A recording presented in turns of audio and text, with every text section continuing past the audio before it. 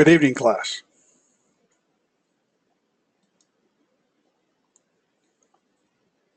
Good evening. Good evening. Great. Glad to have you all here this evening. We're getting ready to start week 3, which is the midpoint in the course, and well done to everyone. We're making good progress, and I appreciate all the hard work. This evening, we're going to be talking about vision, mission statements, guiding principles, values, the foundation of what is necessary to be able to do an effective strategic planning process. These are the fundamentals that are necessary to be able to get an effective start in a strategic approach. These are elements of the plan that are normally conducted by leadership. It's normally going to be a top-down development because it takes those leaders to develop that vision statement that allows the organization as a whole to know exactly where the organization is going, and then from that we can develop a strategic approach once we understand where we're going and how we plan to do it. So we'll get into that this evening.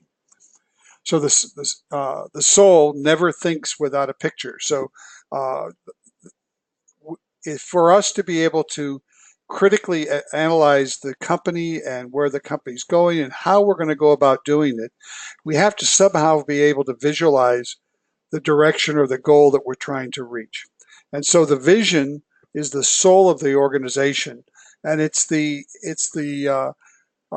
visualization of where we're going. It's painting that picture of what the future looks like for the company.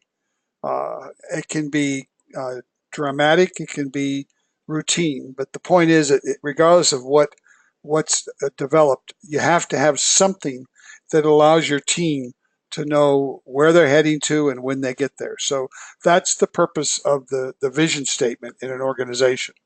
It allows all the different levels of the organization to visualize the future.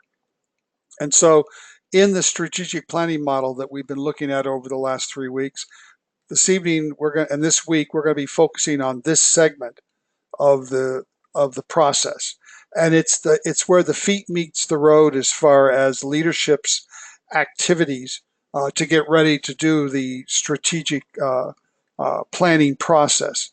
It's absolutely necessary that these elements be developed in an effective manner to be able to do the current state, future state gap analysis. And why would you think it would be necessary to have an effective vision to be able to do that future state, current state assessment? Anyone?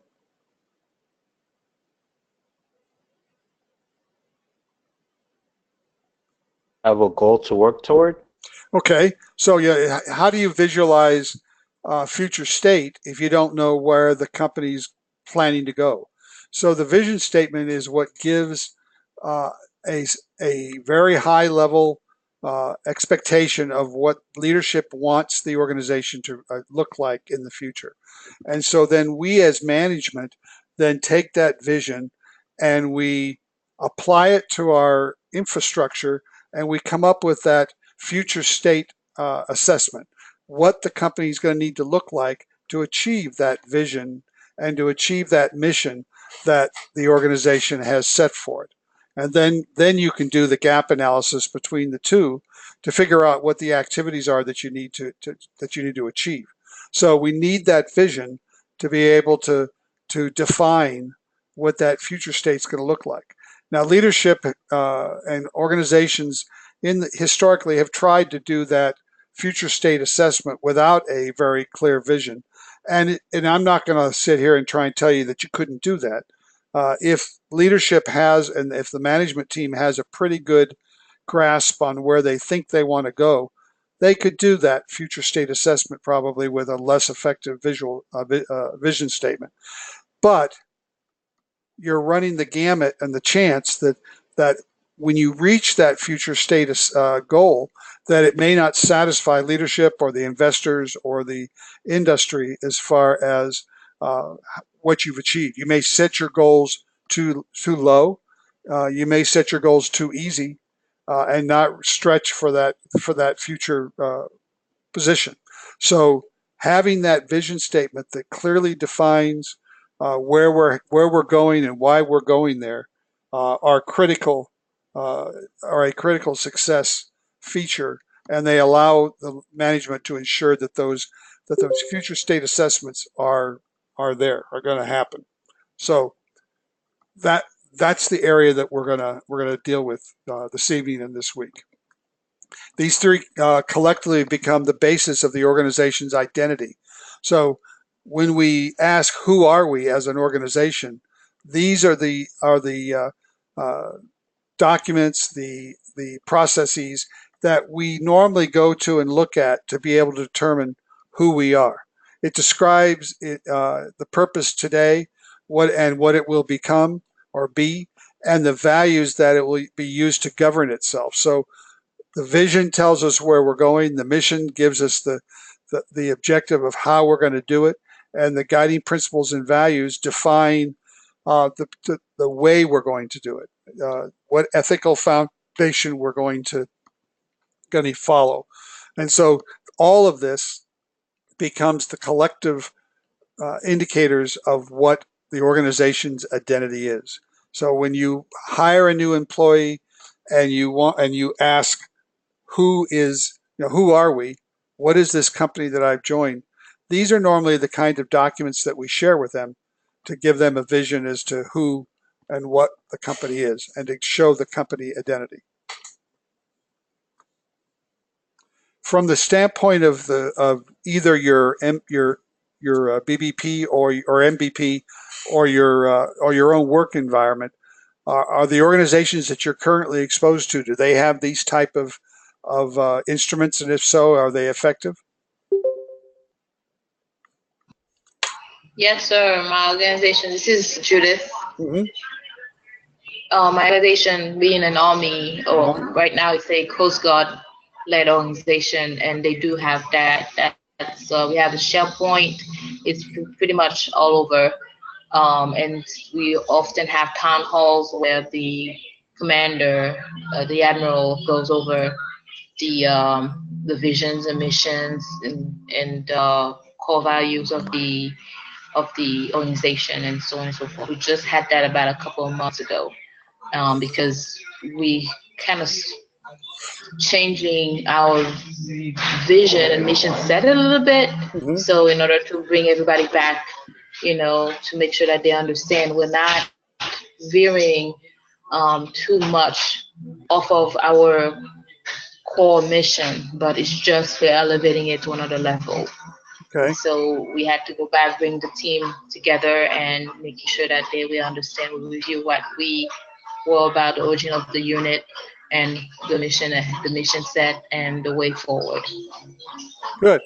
When the Coast Guard moved on, over into Homeland Security, did that cause the organization to have to revisit their vision and mission statements? I wasn't there for that part, sir. I'm in the joint command right now. Right. And the leadership is a mixture of Coast Guard and Navy. Mm-hmm. The admiral is the director of the command or commander, and then he has there's a vice admiral as well, who's the deputy director. Okay. And so that's it's a joint mission. So it's a well-oiled machine, I would say. Hmm. I've been there less than a year, and I already see that it's a well-oiled machine. Good. Yeah, I had heard from my past Navy experience that when they made the transition to its current reporting line, that they did have to rewrite some of these, and it would be understandable. It happens to companies as well. When you have an ownership change or a functional change, you often have to reestablish these. So often what we find is that vision and mission statements will evolve over time. So good. Thank you for sharing. Anyone else want to share as far as your organizations?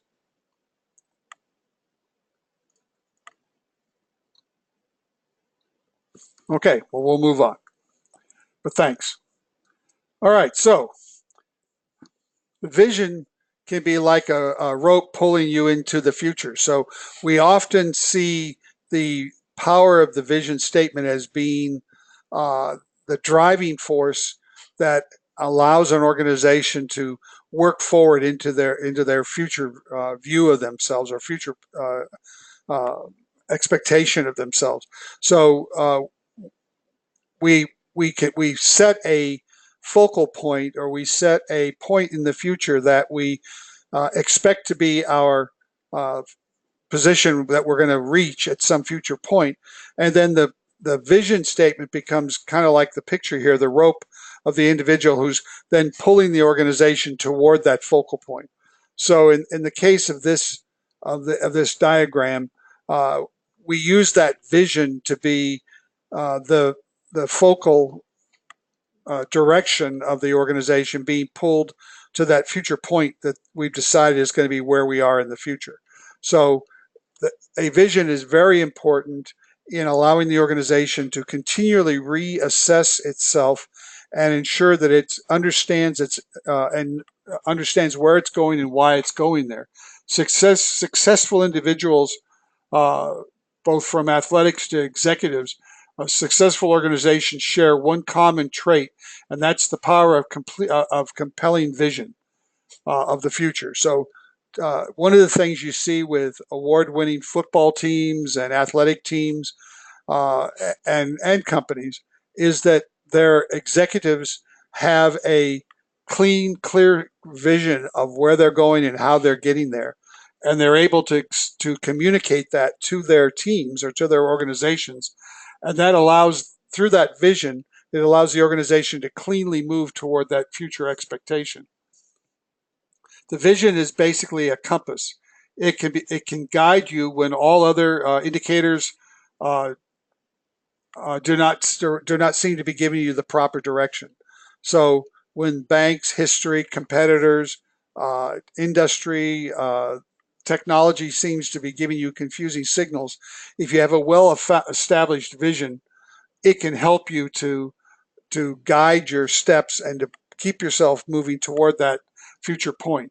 The vision is basically the stretch objectives of the organization, and so it's important to expand our worldview. And when a company develops a vision statement, we don't want something that's just very easily achieved and just over the horizon. You want something that's going to force your organization to stretch and stretch to achieve new objectives and to grow. The vision is also a map. It's not necessarily the territory, but it creates from the fundamental values and purposes of the organization. It creates a vision or a worldview of what you are and where you're going. And so it's kind of a map of the future for your company with a bullseye that you're shooting for.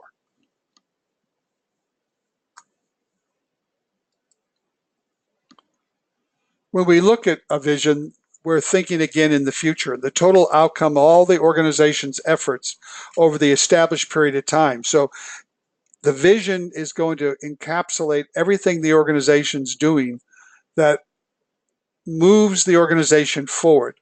And you can see some of, for example, Martin Luther King statement about "I have a dream" was a vision. It was him perceiving for people a vision of how he saw the future.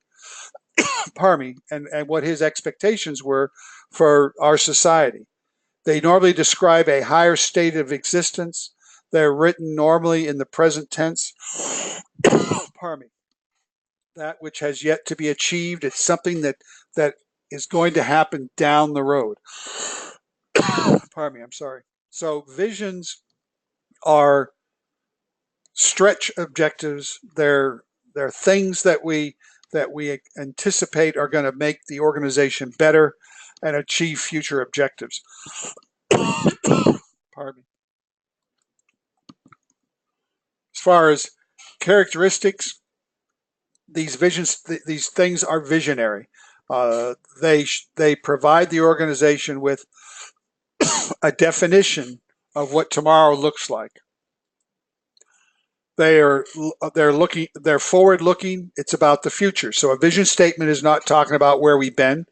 I've seen vision statements where they try to talk about the historical context of the company and how that's moving them into the future. That's not the purpose of a vision statement. Pardon me, allergies are driving me crazy. Of the vision statement, it's looking forward. It's about the future. It's a quantum leap from the ordinary. Vision statements should not be something that's just very easily achieved, and it causes the organization not to strive for anything exceptional. They should be a quantum leap, a incremental jump into the future, and they should be far exceeding the ordinary performance of the company. They're designed to create a stretch goal for individuals. Part of the culture then is to share the compelling views of this vision and see where you in the organization belong as it relates to the vision. So vision statements should allow you to feel as though you are sharing that future existence with your coworkers. It should compel you to achieve and to grow yourself, and it should allow you to understand where you fit into the organization. It should show a passion, and it should come from the heart. You don't want vision statements that are just melancholy. So what? There should be a passion to it. You see some companies today that have really expanded their vision statements to the point where you can feel how that organization thinks about the future. They should be personal and appeal to the individual. Vision statements should be written in such a way that they appeal to the employees and that they encourage the employee to work outside themselves and to work for the betterment of the company culture and the larger culture as a whole. So here's some things that we could talk about for a few minutes. Review the environmental scan and comments from the interviewees. So when you're doing a questionnaire with your customers for your BBP, one of the things that you want to understand is you want to understand how those interviewees feel about the vision statement, about how it ties into the work environment, and whether they feel like it expresses them and expresses what the company means to the society. We want to be able to does the vision statement challenge the individuals to grow and mature and to be something more than what they otherwise would have been? What will be the difference in the future? We should be asking ourselves. The vision statement should challenge the employees and the members of the team to ask things like, what will be different in the future? What do we need to do, and what's the future going to look like, and how is it going to be different than we've realized in the past? What would your ideal world look like? Is the vision statement, as far as the company's perspective of its future, it should encourage employees to ask, what's the world going to look like because of our activity? If I parachuted into the organization in 5 years from now, what would I see? So as you're developing these vision statements, these are the kind of things that you should instill in people. Can they tell by looking at the vision statement what the company's going to look like in 5 or 6 years and how it's going to vary? If you were to talk, if you were taking me on a VIP tour 5 years from now, what would you show me? What is it that's going to happen over the next 5 years because of the vision statement that's going to be worth showing a visiting dignitary of what you've accomplished? Is this qualitative different from today? Will the vision, if it is implemented, improve the quality of life for the associates, for the company, for its customers, for the society as a whole, because this company exists? Is this a quantum leap from the ordinary? Is this a vision statement that you've developed? Is it going to allow the company to make an incremental jump in society, in its environment. And what could take us to zero if we do not change our vision? So if we didn't change the vision, what's going to happen? What's going to happen to the company if we leave the status quo? If we do absolutely nothing and we don't achieve the vision, what's the company going to look like in the future? Again, these are all questions that as you're developing a vision statement, you're gonna want to think about, because the answer to these questions will drive you towards certain kinds of statements. What's our current paradigm preventing us to see? Preventing us to see. So each company has a paradigm. We see the world in a certain way today. Our organizations see the world in a certain way. What does that paradigm? How does that impact our worldview, and what does that prevent us from seeing in the future? Back in the end of the 20th century, computers existed, but they were mainframe computers. And an individual went to IBM with the concept of a PC, of a personal computer, and tried to get them to support the concept of developing individual computers. Their worldview, their paradigm of the mainframe computer blinded them to the point that they basically refused to take advantage of the personal computer and to develop it and sell it. And as a matter of fact, when the person made the presentation, one of the members of the board of directors made the comment about, why would we develop personal computers? After all, you'll be lucky to sell 5 of them. And their paradigm was that you had to have large mainframe computers to be able to function. In no way did they have any way of perceiving that you could use PCs, and by linking PCs into networks, accomplish all the work that is currently being done by mainframes. And while we have mainframe computers today, the vast majority of processing that's done on computers today are done on PCs. IBM today came full circle and came back and got involved in the PC movement. But they had the opportunity to be the innovator and the developer, and they chose not to do so because of the paradigm that the company was operating in. It almost forced the company into a bankruptcy situation because they did not take advantage of that opportunity, and they were so dedicated to mainframe computers that when PCs took over, they struggled with figuring out a business model that allowed them to stay in business. They've resolved that today, but it did almost put them out of business. That's an example of a company that had a worldview, a vision, that was actually blinding them to the activity, the future activity that could occur. So when you're developing a vision statement, these are the kind of questions that you would want to ask yourself and ask your team to try and pull out the activities that you want to incorporate into your vision statement. And while you might not address specifically things like, what would be the things that you want to see 5 years from now that don't exist today, that you may not annotize and list those items, but you might have a vision statement that encapsulates the direction that whatever that activity would push you to. So what these questions are designed to do is to help you to simply visualize your future in an open-minded and critical fashion, and then figure out a way to establish a vision statement that encapsulates all of that. Any questions about how you go about developing the vision statement? That's what this slide's all about, is interviewing your employees, your team, and coming up with this worldview. It's not something that normally comes out of just a CEO. He wakes up in the middle of the night and it's in his head and he knows it. It's usually this type of activity that drives an organization to that role, that goal. Has anyone been ever? Yeah, go ahead.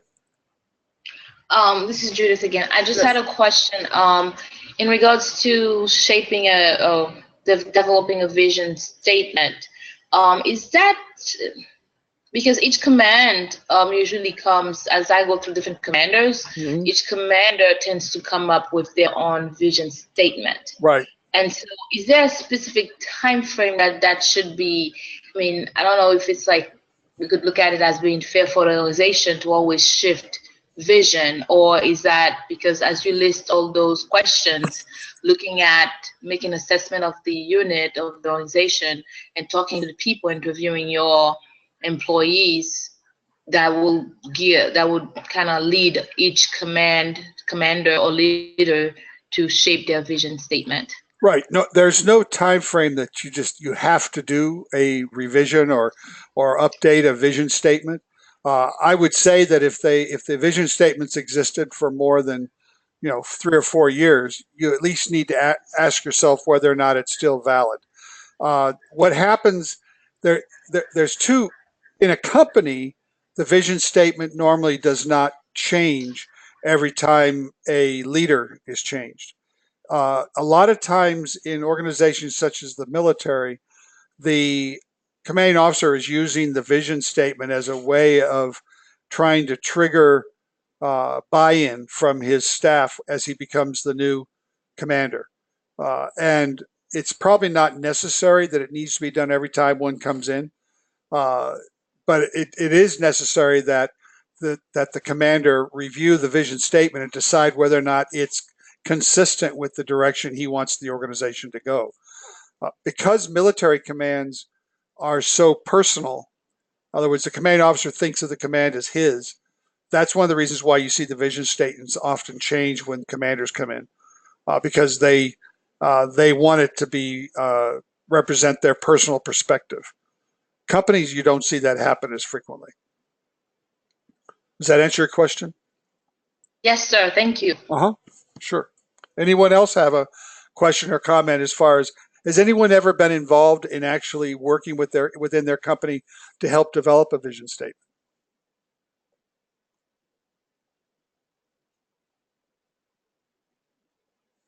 Okay. Well, good. All right.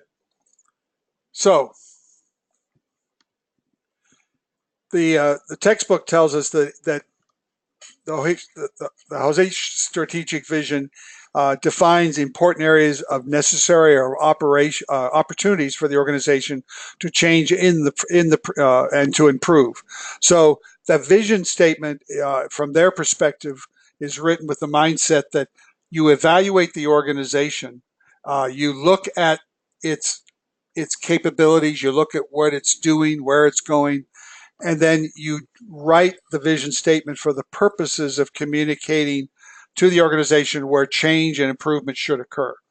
So that's one of the approaches that we use for vision statements is we keep in the mindset of here we do our current state assessment. We look to see where we want the organization or think the organization is going to be in 5 or 6 years.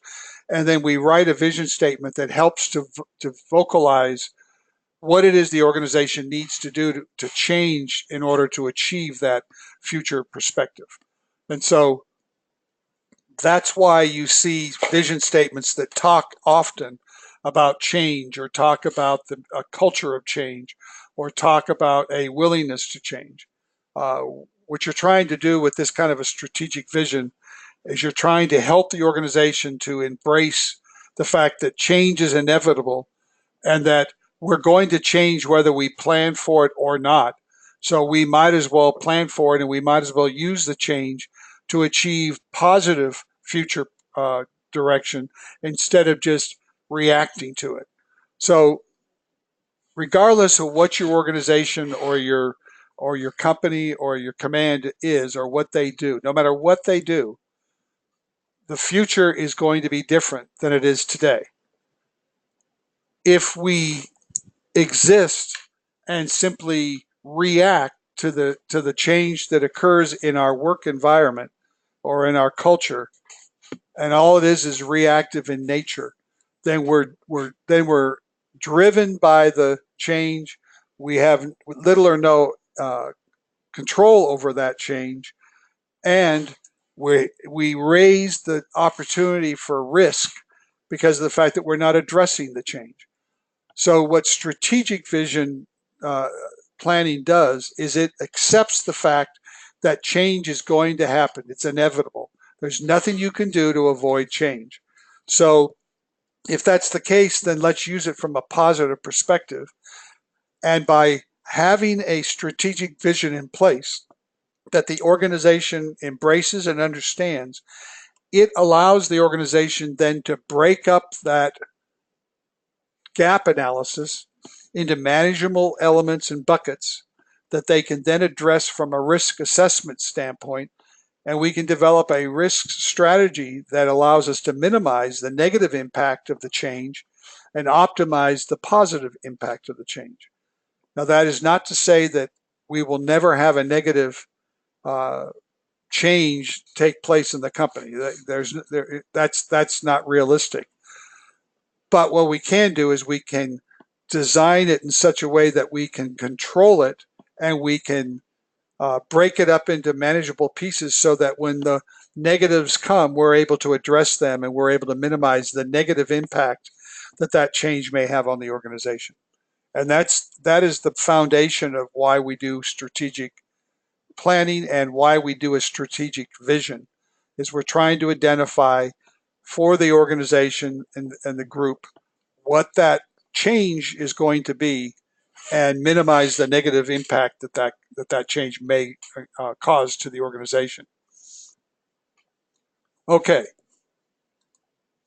so let's talk about a few observations or questions if you want, and just have a dialogue. So, have you ever had a vision imposed on you by someone who was not committed to support it?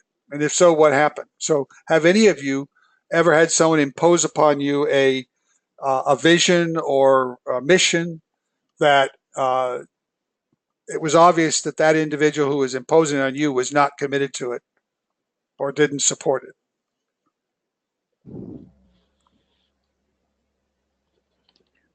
Hello, Professor. Yes. Yeah, this is Jay.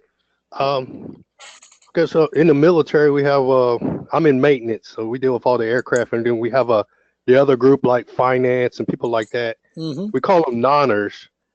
And when I was in Japan, we got a commander he was prior enlisted, but he was a nonner. Uh-huh. So when he came over to the maintenance world, he had this vision, and it's just nobody in the maintenance world would buy into it. So it's not that he didn't support it, no, but he was trying to push it, but he wasn't one of us, and he had his vision, and we just didn't understand it, didn't get it, and didn't like it. And so, what happened to the organization because of that? Low morale, Mm-hmm. low morale, a lot of problems, a lot of trouble, a lot of people getting in trouble, lack of disrespect for authority. Okay, and did you get the work done anyway, or just minimal? Minimal. We did what we had to do. Okay, so that one of the things that shows is that as far as when the organization develops a vision for itself, it's imperative that not only leadership, but that somehow you get buy-in from the organization, and people understand what it means. They understand why it's important, and they understand what it means to them personally and how it impacts their job and what their part of it is. And that's what this question is trying to get us to think about is what do we do to make it so that the organization embraces it? So how could that leader have perhaps gotten the message across to you all of it without and yet made it positive? I think he should have tried to adapt more to our lifestyle instead of trying to force us into a lifestyle that wasn't part of any maintenance organization. Mm-hmm. You know, he should sit down with the leaders, the chiefs and the senior and COs, and, you know, this is my vision. What do y'all think? You know, they would have told him. We would have had to meet in the middle. You know, there'd been a lot of compromise, give and take on both sides. So he did not attempt to communicate his vision to the organization at all. He just came in and dictated it. Yes, sir. He did that, and he tried to force it up on us, and he lasted about 7 months, and he was fired. Okay. So one of the things you try to do, even once you've developed, obviously the ideal thing is as you're developing the vision statement, would be to involve your staff, involve your people, listen to them, find out from them where where they're at. And even if you as a leader have a vision that is new to the organization, you then can come back and share that vision, and you can tie it into what you heard the people say, and you can tie into why it's important to the people. One of the biggest things that a leader can do to be successful when introducing some of the abstractness of a vision statement is to be able to show the people why the vision matters to them, what positive, hopefully, impact it has on them and their job, their future, their families, their payroll. Why is it important to them? If you can do that as a leader, then you can achieve buy-in. And one of the things we try to do with a vision statement when we roll it out is to clearly communicate it and to clearly get buy-in from the group. It sounds like if he had followed that kind of a pattern, then you probably could have evolved it, and then perhaps there might have been a few wins that fit with wherever he was trying to go, but yet the organization would have been able, at least would have had an opportunity to buy into it. Yes, sir. Roger that. Okay, let's look at another one. Do you agree that the vision needs to be developed by the leader?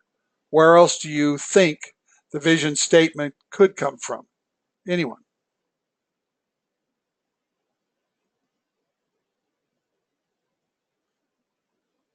Does it need to be the leader?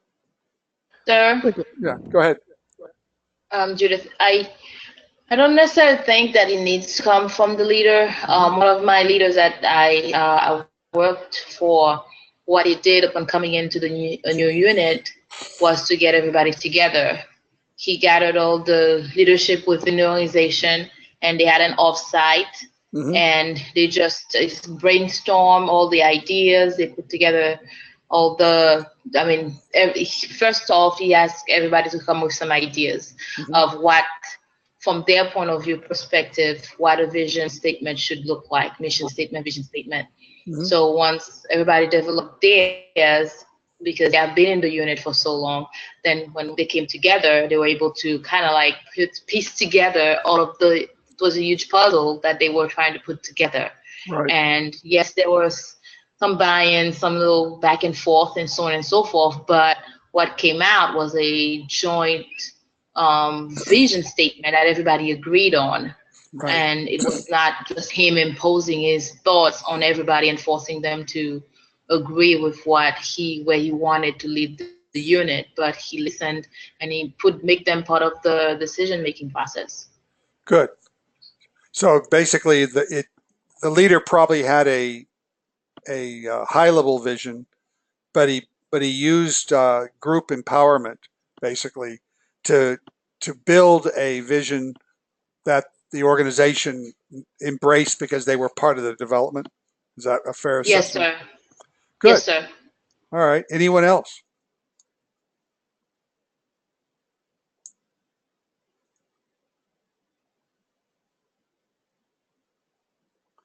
Okay. Well, some of the key factors that we would want to keep in mind as we're doing this, I would agree that while the leader can come up with a starting point for a vision, perhaps a kind of like almost like an outline, kind of like Martin Luther King's "I Have a Dream." Okay, then you can come in. You as an organization, we can then meet, and we can put the bones in or the parts onto that framework. To do that and to be effective in developing of a vision for the organization, there's a couple things we want to keep in mind, and that is we need to be communicating at all levels of the organization. The development of the vision needs to be a cross-functional cooperation and teamwork effort. You don't want to have just one group, the sales department or the finance department or the executive staff developing. It needs to be a cross-functional. It needs to be clear and quantitative and able to be measured in a quantitative fashion in some way. The organization and the leadership needs to be listening to the feedback and taking action and involvement with the comments that are being made by the team. The leadership needs to ensure that they've set clear priorities. If there are priorities for the organization going into the future that may drive that vision, then those priorities need to be clear and crisp. The leadership needs to forgive mistakes. If people come up with ideas or suggestions that end up being discredited or thrown out, you don't hold the person accountable that came up with that idea, because you want to have a free dialogue. Leadership needs to be patient. You can't force these things out in a one-day event if the organization isn't ready for that. And leadership needs to be willing to invest resources into the process of doing this. You want the right people involved. You also want to have a strong facilitation process.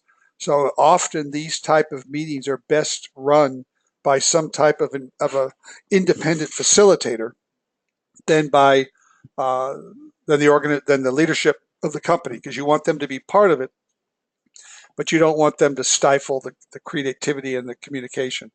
And then there may be a need for some type of advanced education of the team before they actually meet. You may want to have some training that teaches people what a vision is and why we're developing one and what's the critical importance of that vision. So all of those are some some characteristics and things that we would want to keep in mind as we're doing vision development. So how do visions of non-leaders work in the organization? So is it effective for the organization to involve people other than managers or the senior leadership? Is that not make sense that you should be involving all levels of the organization in the discussion? Question mark. Hey, sir, this is Sam. Just Sam. I think it does make sense for you to get, especially the people who are hands-on in operations, to at least come up with the how part of the vision, not necessarily the end state, but come up with, jargon or some sort of something that puts a picture in the customer or stakeholder's mind that lets them know how they plan on getting there. Good. Yeah, one of the things that this question is addressing is if you're trying to get buy-in from the organization, as was said earlier, and and Judith, I think, mentioned the fact that you want people to have buy-in. Well, one of the ways you create that buy-in is you make sure they feel like they had at least the opportunity to express an opinion, that their opinion mattered. Depending on the type of organization you're in, if you're in an organization that's very hierarchical, for example, a military command where you've got the flag officer or the general officer in the room, and you're trying to get feedback from, say, E5s and E4s, there can be some intimidation factors. And so what organizations often do is they'll have subgroups, and they'll have facilitators that will take bucket concepts to smaller groups of individuals and allow them to brainstorm it and come up with thoughts and recommendations that the facilitator then can take back to the larger group. And by doing so, you're protecting the identity of the individuals themselves, and it makes for a safer environment, at least emotionally, for the situation. So often we see, both in companies and in government organizations, that type of element. But you do want non-leadership involvement, because not everything, managers don't know everything, and they're not necessarily the ones who are going to carry out the vision. And so you want to do it for that reason, but you also want to do it because you're trying to create buy-in, and you want the people to know that their opinions matter. And so when there is a stress factor or an issue when you start the implementation of this vision, they at least know that what they had to say was important enough to be listened to, and they may have a better understanding of the vision because they see how it was developed. List some situational leadership from your organization. Why are these leaders? Why are they leaders, and what were their methods of sharing their ideas. So what this question is asking you to think about is every organization has their hierarchical chain of command, but there are people within the organization that are situational leaders. They, because of their prior experience, because they're a SME, because they've been there for a while. The organization, the culture recognizes them as an authority level or an important opinions. So how do you have you been involved in organizations where they've used those kind of people to also try and get feedback? Oh, and if so, how did they do it? Was it effective? Furthermore, can you think of a place where they worked where they didn't listen to them, and what did that cost to the organization? Anyone?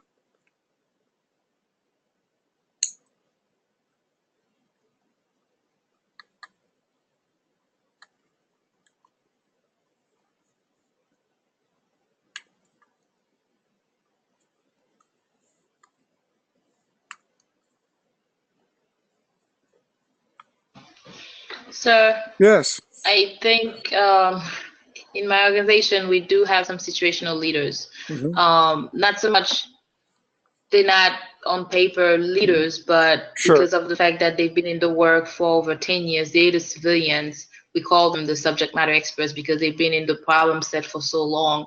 They know this the job inside out, and they are the as I said, subject matter expert that we go to for feedback. Anything that we as military personnel going in, we really rely on them and their expertise to really lay out what's going on in the organization, how it's shaped, where it's been, and how it's going, and so on and so forth. I rely heavily on the team leaders within my section. Okay, good. Yeah, and what you'll end up with a lot of times from these kind of people is that they're going to have the corporate memory. They're going to be able to share the things that have worked in the past and haven't worked in the past. And while you don't want to drive your vision statement by we don't do it that way, or not invented here type of mentality, but you can learn from historical behavior and historical activity. So situational leaders can help you as far as corporate memory. The other thing is they can help you as far as influencing the command or the organization as a whole. These are normally the people that the staff and the individuals are listening to behind the scenes. While they may listen to their chain of command, the situational leader is someone that has influence over these people, either because of trust, because of experience. And so, again, as leaders, if we're trying to instill within the organization the vision, then we need to also get buy-in from these situational leaders so that they support the perspective as well. So good. Okay. So these are just some questions that we developed to try and make us think about how visions have impacted organizations and how our organizations structures and infrastructure can impact the way in which we orchestrate change and vision statements within our organization. This is what we call the element pyramid for missions, and what it basically is showing is simply that a mission, while we've been talking about visions, now when we start developing the mission, it's a three-sided triangle, and it answers the question of what, who, and how. So what meaning what function, product, or service are we talking about? Who, what, the customer, client, or stakeholder, and the how, what process, activities, or technology are we going to use to accomplish the mission? And so a mission where the vision tells us where we're going to be, the mission statement tells us the mechanism by which we're going to get to that future point. And so the value of that mission statement is it reflects the organization's major overarching critical activity, the things that are critical to the success of the organization. It aligns the organization's priorities. So Because of an effective mission statement, we can then sit down and take all of the activities and all the things that an organization does, and we can prioritize them based on their importance to the accomplishment of the mission. It communicates your business. It tells your customers, it tells your employees, your suppliers, whomever, your chain of command, exactly what your business is and what you're doing.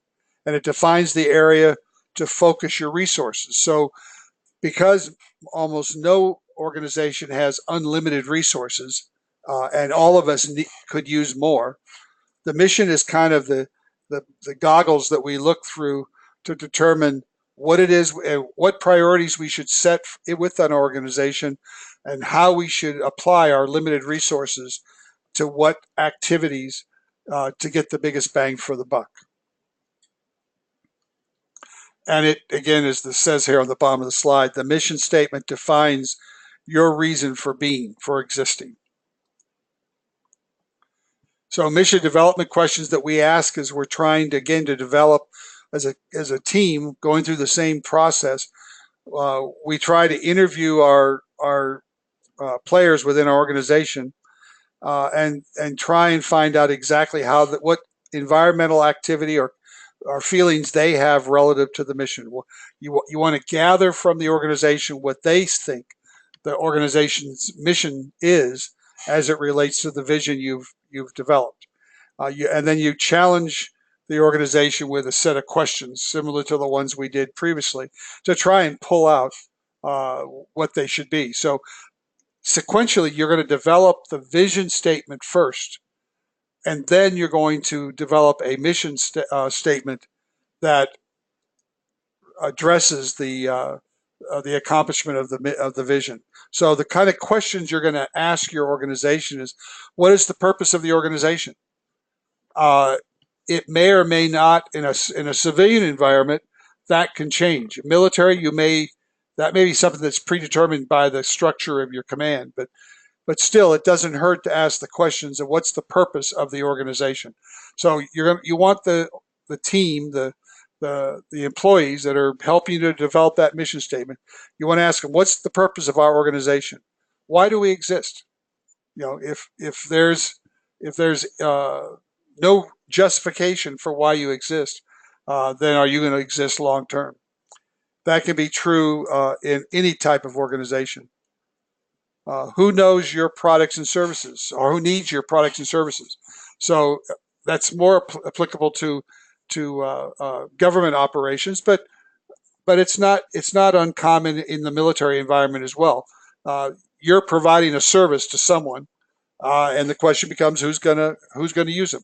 One of the reasons why we ask this question of our organizations is because that's obviously then one of the groups we're gonna one of the stakeholders we're going to want to talk to try and determine what an effective mission statement is going to be. What are the products and services you deliver to your customers or stakeholders? So what is it we provide? And what is it we're going to be providing given the new vision statement? Is there something down the pike in that vision statement that we don't currently deliver? If so, then we would capture that here for the purpose of being able to then establish a protocol as to how we're going to get that. So, for example, if a vision statement of a company talks about entering a new market in a new location, and to do that, you need a certain type of technology you don't have, then you would capture that here by saying, all right, we need to produce XYZ, and we don't have the capability of doing that today. Can anyone in your organization see him or herself in the statement? Do they know where they fit? So the vision statement is what they're talking about here. As you start to build that vision statement, or that try to encapsulate that vision statement, do the people in your organization see themselves fitting into that mission statement, or are they obsolete? Are they being designed out, for example? Because if they are, then you're obviously going to have resistance to that change unless you're going to somehow communicate or find a way to give them educational change that allows them to move into a new needed position. What is your current mission? Can it be devastated? Stopped, do less of. So it's what in the current in the current mission could we eliminate, stop, or do less of to free up resources for some future direction you're going to go. So those are all the kind of questions you would be asking your employees, yourselves, your leadership, as you're trying to map out and figure out what that mission statement's going to be. The other factors that we have is we have in most strategic plans, we have guiding principles or values. These are statements that reflects the organization's collective values and beliefs. So these are often going to be ethical in nature. Things like, for example, the company that I ran in Florida, we had a value statement that said that because we were primarily importing products from overseas and reselling them to hospitals. And our value statement was that if we made a commitment to a customer, then we were going to live up to that commitment, regardless of whether or not we lost money at it. And so our value statement was that a promise made to a customer was a commitment by the company, regardless of what the cost associated with that was. We lived up to our word. Selecting out as many of the unique mission and business needs of the organization. So you want to identify as many of those as you can. They then become a couple of things. One, they become a strength for the organization. They're also become a selling point for your organization. These are these can be things that you can talk to your sales department about and help them to sell it to the customers because it's unique to you. They might be things like high-tech innovation is our unique value. So if that's the case, what are you going to do to take advantage of that? Hospitality, customer service is job one. These are just some examples of ones that I've seen companies do. Selected for their violation and need of improvement. Risk-taking will get one fired, yet innovation is desired. I don't personally agree with that philosophy. I think in business, effective managers are being paid to take certain risks. I think this could be rephrased.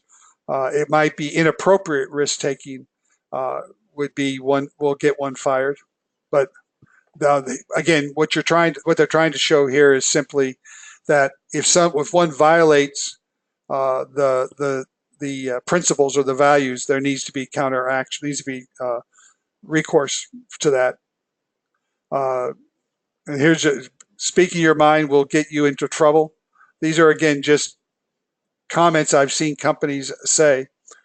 We say we manage by data, but really it's by who has the loudest voice and most rank. In time of emergency, we jack up the price because we can. I've known companies that did that during national disasters and so forth. Guiding behavior are often values are in conflict with each other and need to be clarified. So one of the problems we often see with companies is that they'll develop guiding principles or guiding behavior, but they often do conflict. They don't look at them and say, if I do this, then I'm going to violate this other one.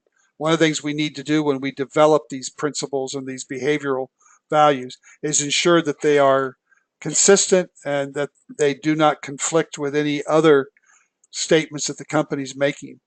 You don't want to put your employees in a position where they are compromised simply by the way you developed your principles.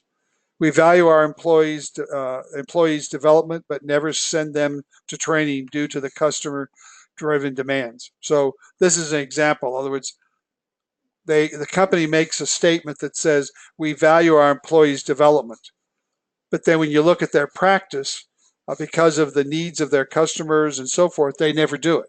So on one hand, they're saying that we value employees' development, but they never send employees to training. Another one is we value our employees' development, and then the first time we have financial uh, issues within the organization, we cancel all internal training and we cancel all outside training activities. That just, our behavior is contradicting the stated guidance that we've given. So one of the things companies are not very good at is they're not very good at writing guiding principles that they can actually live up to. They tend to write them with the purpose of trying to communicate how benevolent and how positive they are, but then their activities, the way they run their day-to-day operations, don't reinforce them. They actually and often will contradict them. So as you're developing these guiding principles for your organization, and if you're in a management role within a company that has guiding principles, one of the things that leadership at all levels of the company needs to do is not only try to live up to them, but if there's a behavior within the organization that contradicts those statements, it needs to be brought to the attention of leadership. It needs somebody in the management team needs to be asking human resource or the training department or leadership, you're telling me that you value my employees and the development of my employees, but yet you've taken my training budget away. There's a disconnect here. What message are we sending to our staff, and how do we communicate that so that we don't destroy the trust of the organization? Because guiding principles and value statements, they're a commitment from leadership to the staff. And if we don't live up to them, then we've broken our faith with our staff and with our subordinates. Okay. This is just trying to show how you develop these guiding principles. And normally we work from the inside of this circle out. So the first thing we do when we're trying to develop guiding principles for a strategic plan is we first define who we are. Who are we? And that needs to be detailed and self-assessment. You don't want to be just off the cuff. Who are we? Well, we make computers. Okay, you and half a dozen other companies. So who we are, and especially who we are that makes us different. Then once we've determined what that is, then we want to do what we do. So who we are, then what do we do? And is there anything about what we do that's unique, that makes us a unique location? And then why we do it. So who we are, what we do, and then why do we do it? As we answer those questions about ourselves, we can then look at that circle of information, and we can start developing those guiding principles that ensure that we retain and maintain that worldview of ourselves. And that's what the guiding principles are intended to do. They're intended to ensure that these primary three questions, that we remain consistent over time as we move forward in our strategic plan. So, again, it's repetitive, but we go back through our organization. Once we've got the vision statement, we've got the mission statement, we then again go back to our staff and to our associates, and we start talking about the values. What are the values of our organization? What are the things that are important to us as an organization? What defines who we are and why we do things the way we do it? And then we start asking ourselves questions to try and pull this out. So what values are needed for us to be successful? So if we're going to achieve this vision and mission statement, what value statements need to be in place to help us to be successful in achieving that mission and that vision? Are there examples of what we say and what we do are different? So not only what are the values we need to be successful, but are there situations where we've made statements about what we are and who we are, but our behavior contradicts them? And the reason we want to identify that is we need to address that. Either we need to change our what we say so that it agrees to what we do, or vice versa. You don't want to leave those things in conflict when you're developing these type of things, because all it does is undermine what your work is, and people don't believe it because of the contradiction. What trends do you see from employees' comments concerning the work environment? So as you're talking to employees and talking to your team members, you're looking for any indications of consistent trends or behavior that might define the values of the organization by the way they're reacting to your work environment. What behavior do customer stakeholders comment most on? So it's a very telling story if you're talking to your vendors and to your customers in a commercial environment, and you ask them, what is it that you expect from a supplier, especially a supplier of our services? What are your expectations? What value do we bring to you as a customer, as a supplier? If you can't pull those into your corporate value statement, then at some point in time you're going to become a non-value add to your customer. You need to be fulfilling the needs of your customer in all capacities, or else why should you exist? And why should they do business with you? And if you don't answer that question, the next supplier that comes in their door is going to. Is there a different value for each department? So is it, and I'm not, and this is not a judgmental statement. There may be situations where there is a need for a different set of values for one group within the organization than in another. But you need to ask that question, because you cannot make the assumption that just because you as a leadership team come up with a set of values, that they're going to be equally important to all parts of the company. And if the values are very specific, you got to make sure that they're going to be embraced and accepted. If you're an international organization, for example, a number of years ago, I was the global vice president of sales and marketing for the fourth largest injection molding company in the world.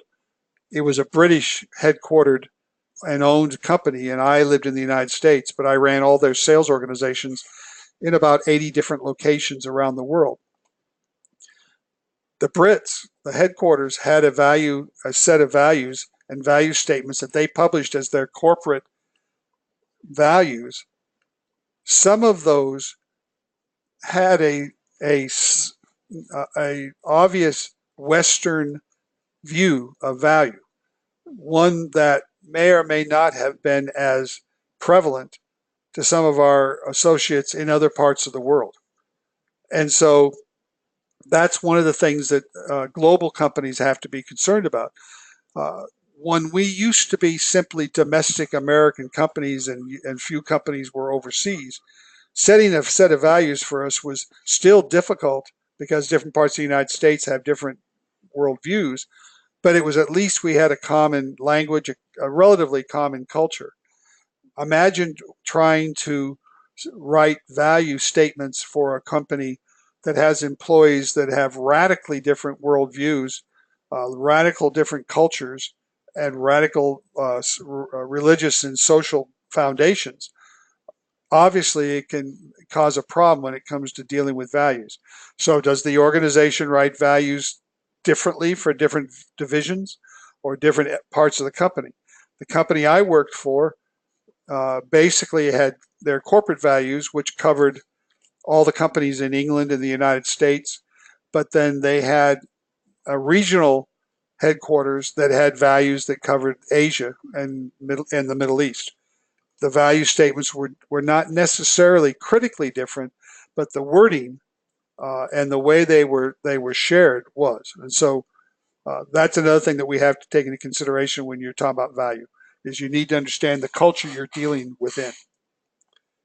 What behavior do you expect from the workforce? So if you're going to set values, values should be establishing a direction and a foundation for your workforce.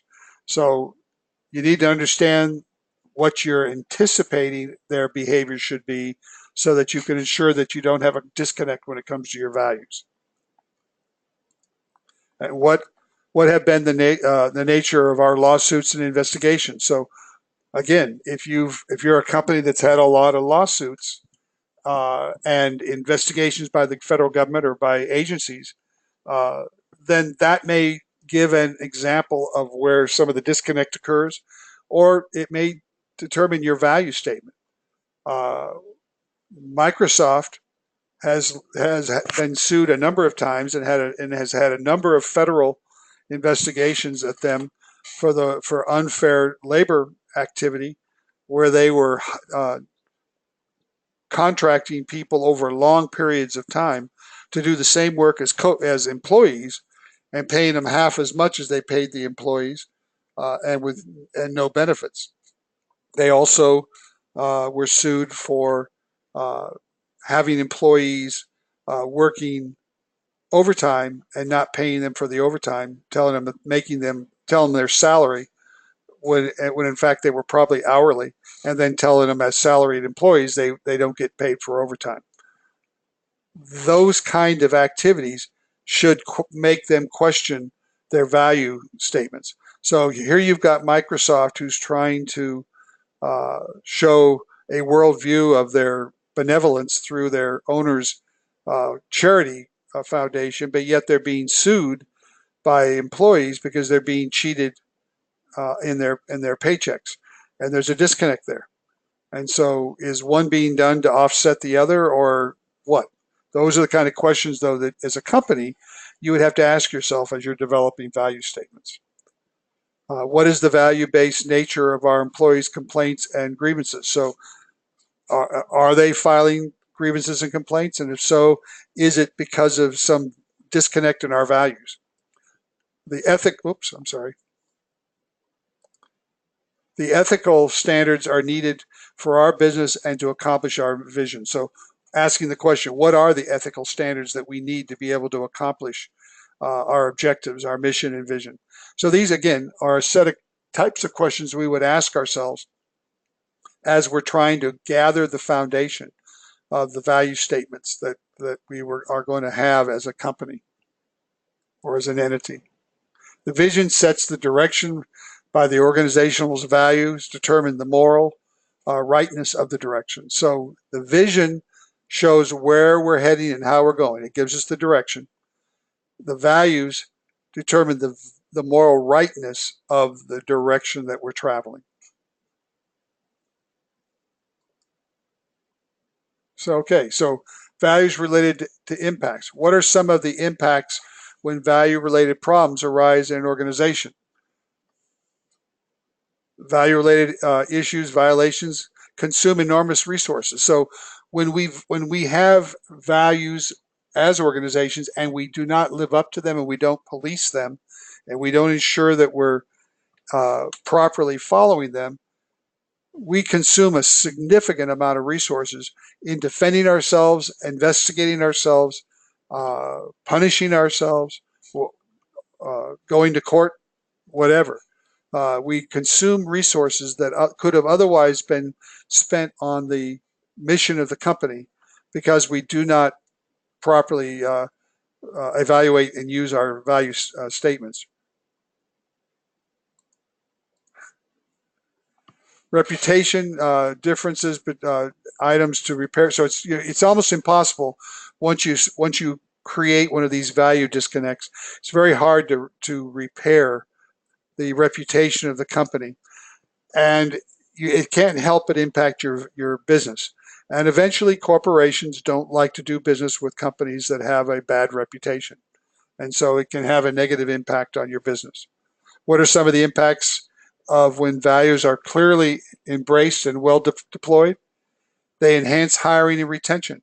When people feel that they're valued and feel like companies are performing and clearly embrace positive behavior, it enhances people's wanting to work there, and it improves retention. Job satisfaction. People feel good about where they're working because they feel like they're making a difference and their company's making a difference. Before I move on there, let's just go back a second. Let me ask you a question. There have been a number of studies recently done that tried to determine why employees stay on the job. Why do people remain on the job and not take or look for new jobs? And there's three primary reasons why people stay where they are. What do you think are the top three reasons why an employee doesn't quit and go to another and look for another job or go to another job? And let's start with, what do you think is the first reason why people stay? There's three, and they're in three different, they're ranked. What do you think is the primary reason why people stay on the job? And obviously, Because they don't hit their bosses. they don't hit their they don't hate their bosses. Okay, and obviously this may have more to do in a civilian environment than a military, but there's some correlation. Go ahead. Because they believe in what they're doing. Okay, all right. Anyone else? They feel that the company values them. Okay, good. Anyone else? Okay, the number one reason, and it's by a factor of like 50%, the number one reason why employees stay on the job is their relationship with their boss. The relationship they have with their boss is the number one reason.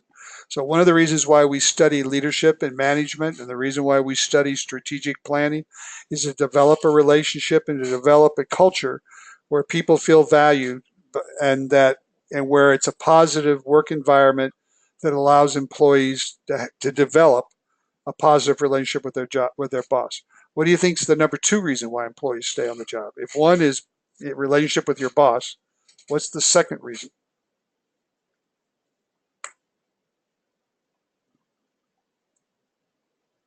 What Sam says, they love what they do. Okay. All right. Hey. Pay. Okay. Anyone else? The number two reason why people stay on the job, according to the survey, was, and it was a factor of 40%. So you got 50, 40, 40% is relationship with coworkers. The number three reason, and it was only 10% of that top 90, 100%, is money. So the third most important reason people stay on the job was what they get paid.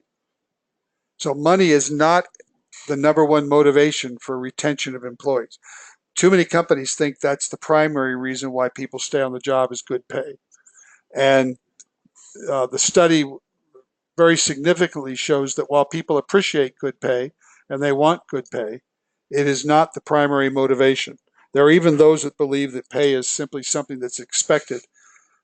But even so, what the survey said was that the third most important reason was pay. The primary reason is relationship with employers, with your boss.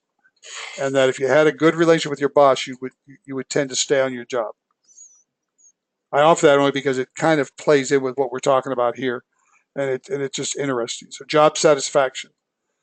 One common sequence for developing key satisfaction elements is the fact that we basically are, what they're trying to show in this chart is how do you go about training people so that they understand the process. And we start by discussing the vision and helping them to understand the knowledge of the organization's vision. And then we discuss the mission and the knowledge of the organizational mission, then discussing the principle, and you get the idea. You go through so basically what this is trying to simply show is that the first thing we do is talk to the group, try to pull out of them their nuances, their interests, their opinions. We don't start by telling them and then asking them. We start by asking and listening, and then once We then take that and work with them and their knowledge to develop that organizational vision, and then educate the organization on that vision. And then we move to do the same thing with mission.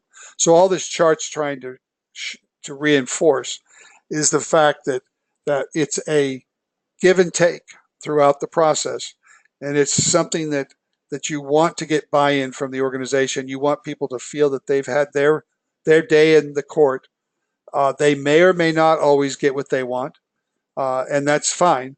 Part of the knowledge section is to go back to those groups and to share what the final outcome was. And if there were some significant disconnects between what you decided to do and what you heard, then you want to address that. You want to share with them why you chose to go this direction, even though the recommendation was to do something different. That way they hear that you heard them, and they have some satisfaction to understand why you didn't go the direction they recommended. And 9 times out of 10, that's what people want. They want to know they were listened to and they were respected and heard. They can accept the fact that they don't get everything they want out of it. And a lot of times they also understand they don't see the big picture. So for as far as how we go about doing all this process and so forth, we want to engage the planning members in the topic. So you want to actually get everybody involved. And a lot of time, like I said, we use often a facilitator to do that. We want everyone's input and ownership on the topic. So we want to engage people in the planning process. We want everyone to have input. We want everyone to feel as though they had ownership in the topic and in this discussion, and that they were respected. Typically, after reviewing each area, the vision, mission, and values, the team reviews the assessed data, discusses and adds it using some type of a definity process, such as the homework assignments you all have done, to come up with a brainstorming hypothesis to fine-tune each of those factors to get it into a finished product. Small teams break down and develop the vision statement. So one team sits and gets all the stuff together and tries to prioritize it and group it together into logical elements. And then you break up a smaller group. Usually for this kind of work, this is going to be a upper management small work group that then develops the vision, mission, and values draft statements to brief the larger group so that they see how it all came together. So again, you're giving feedback to the original population. Small groups redefine the statement with the larger group's guidance. Maybe multiple iterations. So this may go back and forth a number of times. Again, what we're trying to do is get buy-in. We're trying to ensure that people understand the words, that the nuances of the words selected are meaningful and have application to your culture and to your organization. And then the large group establishes consensus on each of the elements. So then once the small group has gotten it to the point where the larger group buys in and says, you know what, that's right, at that point, then they're going to pass it up usually to the commanding officer or to the CEO, who's going to bless it. When I've done this over the years, 95% of the time, the president or CEO is going to do a final tweak. It may be a couple of words here or there, but for the most part, what's submitted is what comes back out, because he or she realizes that the people have invested in the process. But by doing it this way, you've accomplished a couple of things. You've given the entire organization at all levels a voice in the process. People have been talking about it as the process goes on. So the organization is aware of what's going on. It's not going to surprise people when you come forward with a new statement. You're going to give, like I said, a voice to the organization. You're going to tell the people in the larger group to talk to their coworkers, get feedback from them as well, bring their ideas to the meeting. So by the time you've gotten through all this, you've heard much of what the organization is going to say anyway. The goal being that when this comes back out to the organization, they need to they'll already understand the words, they'll understand the intent, they'll understand the direction, they'll understand the justification, and buy-in will be relatively easy to obtain. The large group then brings that back, gets buy-in, and then it's time to communicate it to the organization as a whole as a final product. If there's no agreement or buy-in by senior leadership on these key elements, go no further.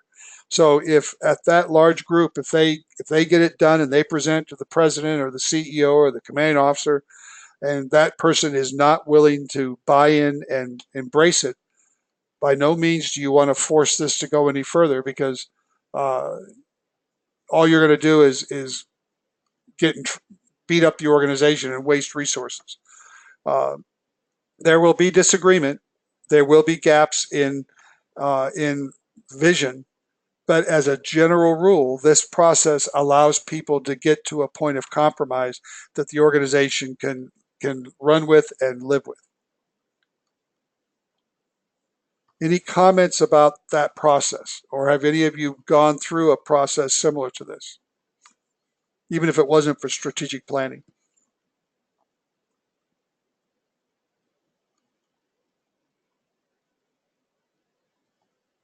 Anyone? Is this a process that you think would work in your organization as long as leadership was willing to support it? I'd say for Cameron and I, more likely it would. Okay. And do you see any advantages to this kind of an approach for your organization?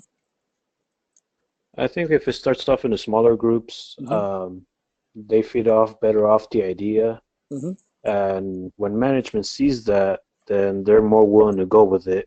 Because if the people at the bottom aren't really behind the idea to begin with, it's not really going to go anywhere, which happens a lot. We get, and even in my previous jobs too, someone would come down and they would say, okay, we're going to do this, and pretty much what the previous supervisor had said, and it goes nowhere. Yeah. Because no one really believed it. But when you let it up to the group, and that the issue is, if the group is willing to work and establish the idea or the vision to work with, because oftentimes if they don't work together, they're not going to have that rapport and unity to even create a vision of their own. Right. Good. Anyone else?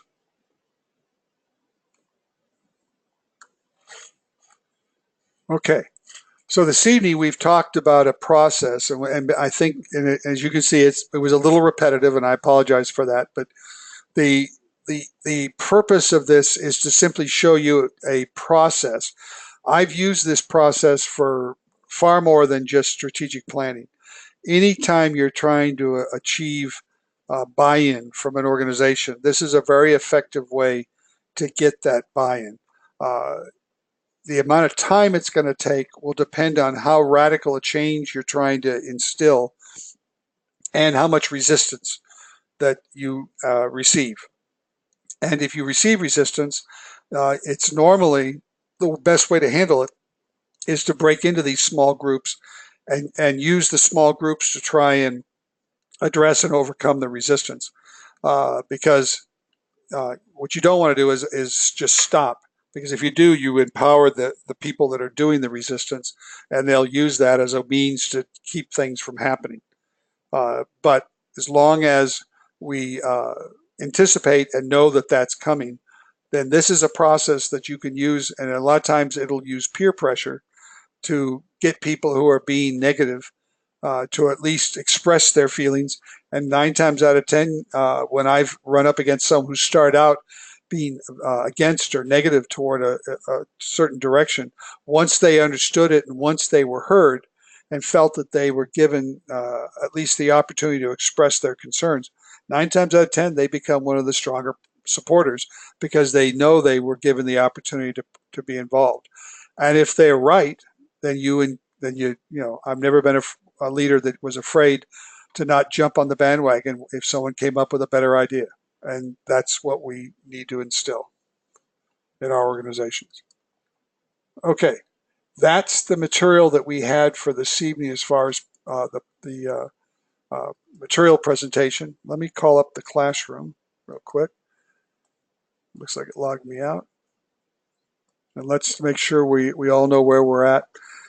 We did great this week. I really appreciate all the hard work that everybody had this week. And I appreciate the fact that we have 100% attendance this evening in class. Well done. This week, week 3, you're going to have the discussion forum.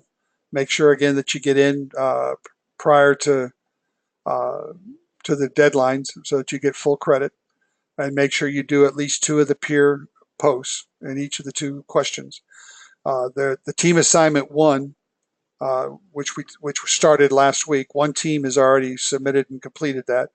That's due by this coming Tuesday. So even though it was assigned last week, as we all remember, the due date wasn't until the end of week 3. So you've got until the 22nd at midnight for the other teams to complete that team assignment 1. Those are the assignments for this week. And you'll have another team assignment that's due in week 5, and you'll have PowerPoint presentations that you'll be giving to me at the end of week 4 that you'll be presenting in week 5 regarding your projects. So that will be due for week 4. That's this item right here, the slides. And well, actually, that's my slides.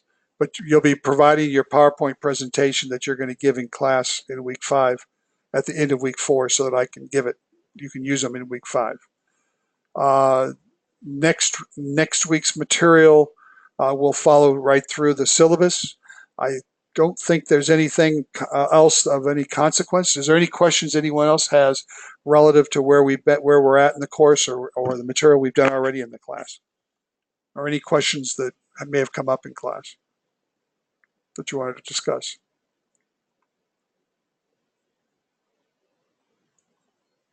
Okay.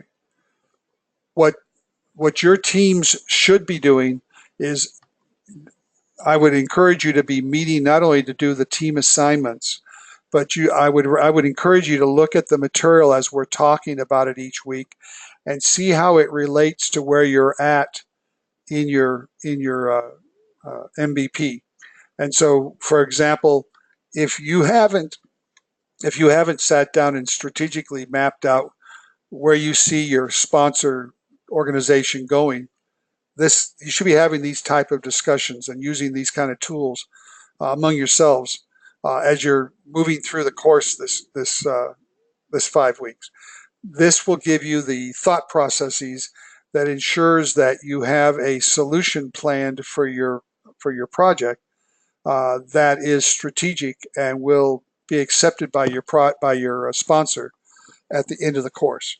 So one of the things you should be doing currently is ensuring that the solution is strategic, that it fits the strategic direction of your sponsor, and that you're not coming up with a solution that's not going to be relevant to them in the future. Any other questions that you may have? Have I put everybody to sleep? No, sir, I'm good to go. Never know. I mean, y'all are relatively quiet, so I have to ask once in a while just to trigger a response. Well, if you don't have anything, I'm going to let you go rather than just have you sit here. I will stay to see if anyone wants to talk to me one-on-one or has a question. I'll be happy to deal with you individually. I've gotten everybody. The whole class was here tonight. Well done.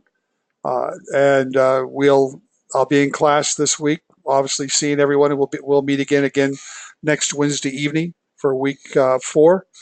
And y'all are making great progress. Just keep up the good work.